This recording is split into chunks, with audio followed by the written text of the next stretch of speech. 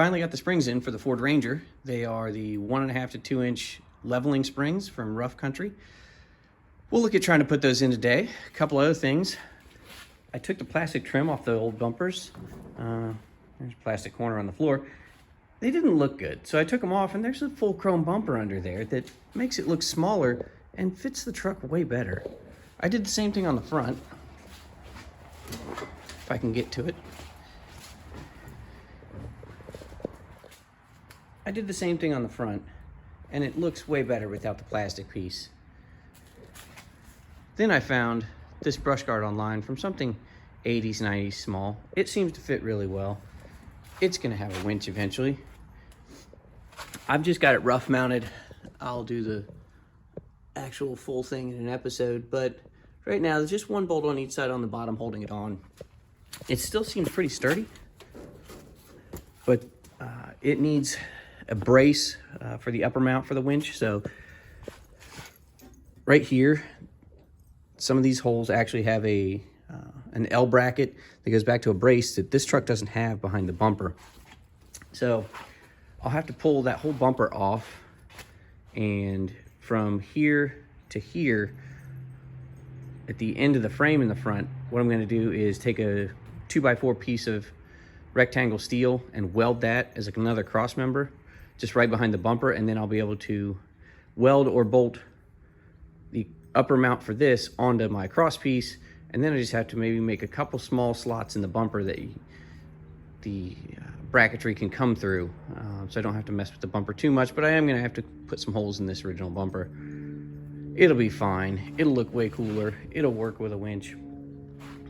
And I really like the look of that. It lined up darn near perfect. So we're not going to bother with any of the mounting on that today, though. But today what we're going to do is try to get some lift springs into here, because that's really low. These have to be either original or just the worst lift springs ever that are currently on it. So we will roll this out. We will start taking it apart, and we'll see if we can't get some fresh coils under this. It is just too bright out today. I've got the tire off. New caliper I put on when I first got it. These brakes were frozen. And shoes. This is the same rotor that's been on it for who knows how long. It's fine. It's not warped or anything. It seems to run all right. These are the shocks we put on an episode or two ago. We're gonna have to drop that bottom shock bolt when this droops, but here's the coil spring we're replacing. At the top, it's only held in by the stamping. There's some little teeth that come down, and there's a groove that the end of this coil spring will fit into when we put it on. At the bottom, it looks like a big rubber marshmallow, and that's actually just protecting a nut that's probably, oh, I don't know, 26, 28. If it's metric, if it's standard, it's 1 1/8, 1 1/4, 1.5 inches, maybe. I don't know. We'll find out. But we're gonna get this off. We're gonna spray that nut down with liquid wrench. Then we're gonna support it on jack stands, drop this jack, let all the suspension droop down, and that'll give us room to drop this out and put a new one on. So we're gonna soak it down with liquid wrench here in a second. As soon as I get this rubber marshmallow off, let's get, it's stuck on there, so you have to pry on it. Oh, that didn't feel good at all. All right, come on. Let's not damage this brake hose. There we go. Look at that.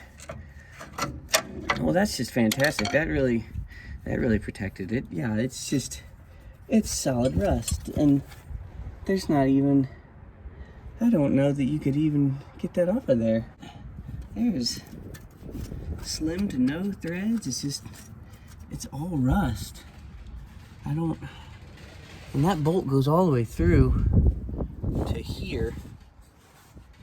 I don't know that I can get another one of those right away. I have to look. So we'll clean this with a wire brush and throw some liquid wrench on it, and if it doesn't look any better than today's project, we'll be putting this back on and leaving it alone for now. Sort of like cologne for rust. But let's go get a wire brush. Well, so far I've determined two things. That's solid rust, but it is 1/8" rust. We'll see what happens here. I don't think this is going anywhere today. 1/8 of a 25, I don't know. Let's see. Let's see, sledgehammer. That's just gonna get up on the coil and not do anything. Nope. A little bit of screwdriver action back here, get some of the scale out of the bottom of it, but I don't think that's gonna help much.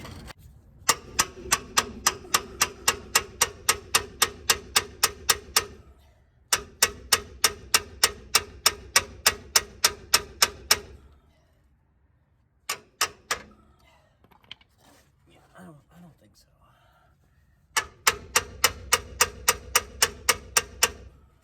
I took a cutoff wheel or a torch and cut the spring now that the suspension's drooped.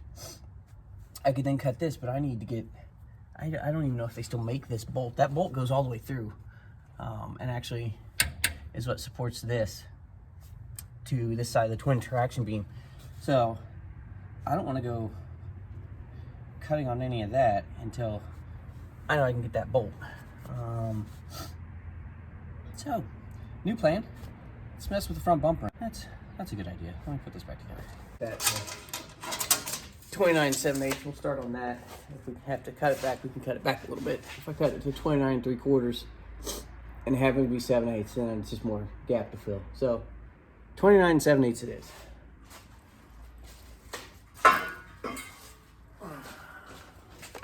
Here's the tubing I'm talking about.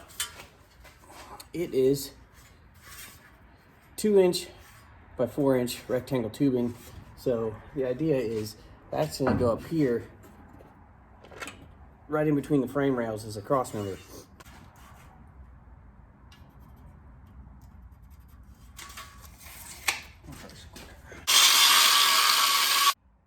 That's a Bauer. That disc cuts really well. I'm surprised. I usually get the cheaper ones, but I went mid-grade and that paid off. All right.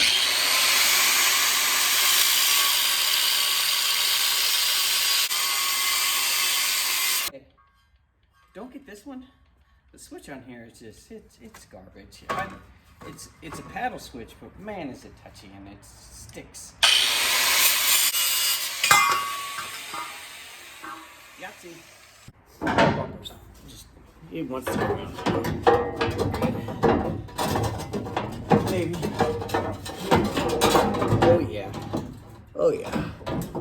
We should probably just leave it right there, and it's not in our way.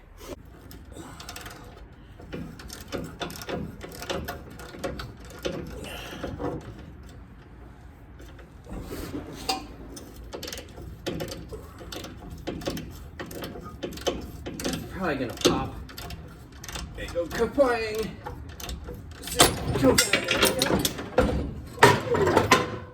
I knew that was gonna kapwang. It just looked like it.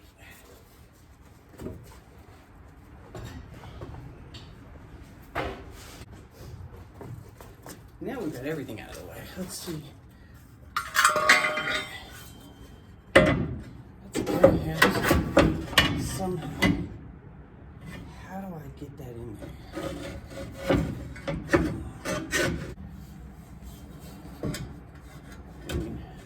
I guess I could notch it there and slide it straight up, maybe?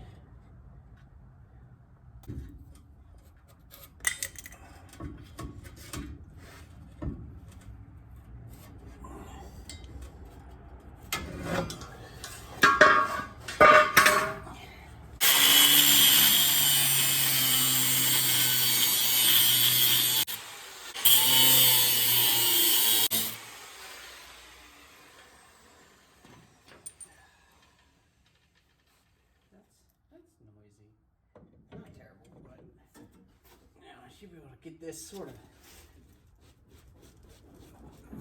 That should go here. That should go there.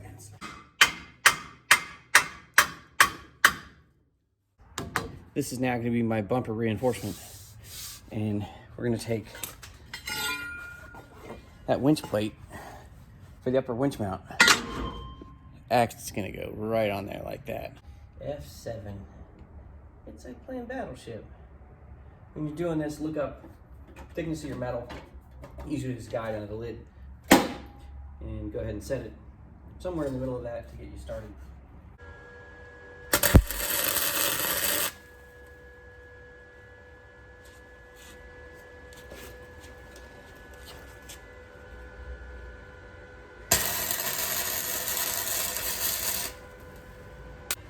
Not a good one. Note to future self, get a better welding helmet.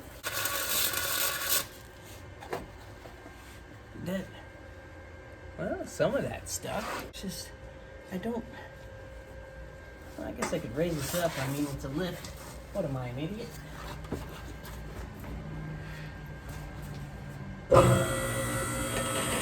I don't have my thinking cap on today. I don't know. I don't know why I'm laying on the ground trying to squish underneath this. I've got a perfectly good freaking way to get to it. Still, just a head still.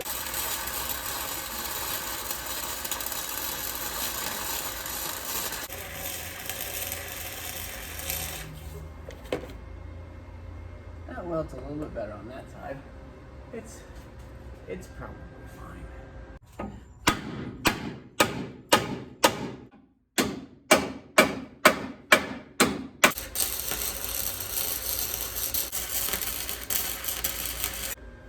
Still need to get a better welding helmet. Nope, don't hook on that. There we go.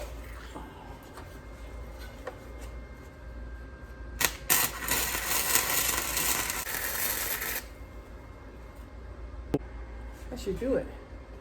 Okay, so got good heat penetration. That is not a bad weld for a beginner-ish like me. And that thing really fries the bacon. I thought it would not handle that, but that's okay-ish. That is not gonna move. So